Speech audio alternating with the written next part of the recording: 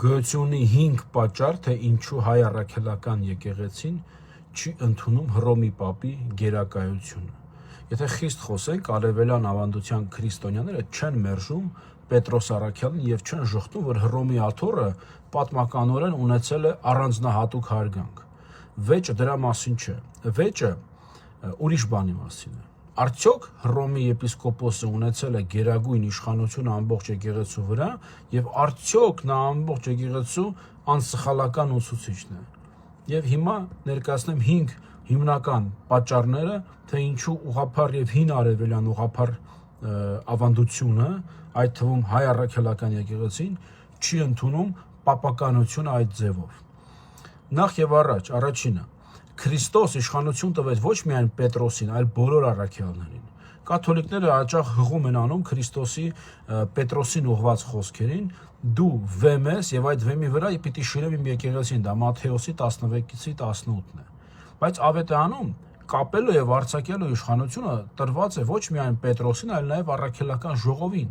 Օրինակ Մատթեոսի 18-ի 18-ը, ինչ որ կապեք երկրի վրա, կապված կլինի երկնքում։ Նույնպես հարությունից հետո Քրիստոս բոլոր աշակերտներին է ասում, Հովհաննեսի 20:23-ը, ում մեղքերը ներեք, նրանց կներվեն։ Այդ պատճառով արևելյան ավանդությունը Պետրոսի մեջ տեսնում է ոչ թե միապետ առաքյալների վրա, այլ առաքյալների մեջ առաջինին հավատքի, խոստովանության եւ պատվի առումով։ Երկրորդ պատճառը առաքելական եկեղեցին գործում է ժողովականորեն, ոչ թե պապական ձևով։ Այսինքն առաքյալների գործերի 15-րդ գլխում Երուսաղեմի ժողովում հարցը չի լուծվում Պետրոսի միանձնյա հրամանով։ Առաքյալներն ու երեցները հավաքվում են միասին, խորում են, վկայում են, իսկ վերջնական որոշումը արտահայտվում է այս խոսքերով, Գործքի 15:28-ը, հաճելի եղավ Սուրբ Հոգուն եւ մեզ։ Սա շատ կարևոր է, եկեղեցական կառավարման հին մոդելը ժողովական է, որոշում է ծնվում է եկեղեցու մեջ առաքյալների համաձայնությամբ եւ Սուրբ Հոգու ներգործությամբ, ոչ թե մեկ եպիսկոպոսի միանձնյա իշխանությամբ։ Երրորդը, Պողոս առաքյալը բացահայտ հանդիմանում է Պետրոսին։ Պողոս առաքյալը գրում է Գաղատացիների 2:11 համարում. Ես նրան դեմ առ դեմ հակառակվեցի, որովհետև նա դատապարտելի էր։ Խոսքը Պետրոսի մասին է այստեղ, եւ Պողոսը Պետրոսին չի ընկալում որպես ամբողջ եկեղեցու անսխալական գլուխ, որին չի կարելի ուղղել կամ հանդիմանել։ Այս դրվագը ցույց է տալիս, որ անգամ Պետրոս առաքյալը կարող է սխալվել եկեղեցական գործնական վարքի մեջ եւ կարիք ունենալ եղբայրական հանդիմանության։ Սա ուրեմն շատ դժվարությամբ է համատեղում պապական բացարձակ հեղինակության գաղափարի հետ։ Չորրորդ պատճառը, այսինքն հին եկեղեցին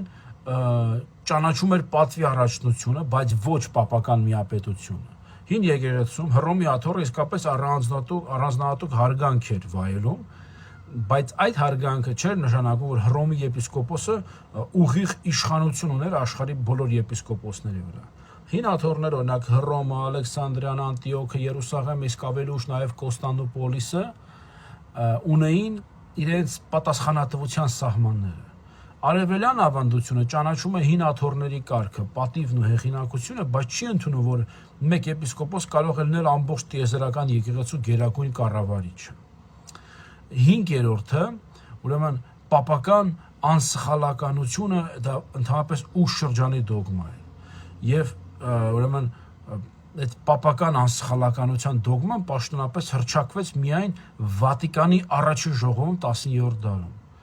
19-րդ դարում, իսկ շատ ուշ, այս վերջերս կարելի ասել։ Արևելյան եկեղեցու համար սա լուրջ խնդիր է, եթե այդ ուսմունքը պարտադիր առաքելական հավատ էր,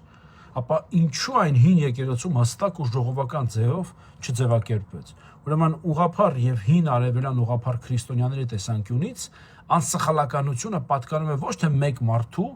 այլ եկեղեցուն, որպես Քրիստոսի մարմնի, երբ նա Սուրբ Հոգով պահպանում է առաքելական հավատքը։ Ուրեմն պապականության խնդիրը Հռոմի հանդեպ հարգանքի կամ Պետրոս առաքյալի պատվի մերժումը չէ։ Խնդիրն այն է, որ հետագա հռոմեական ուսմունքը պատվի առաջնությունը վերածեց համընդհանուր իրավասության,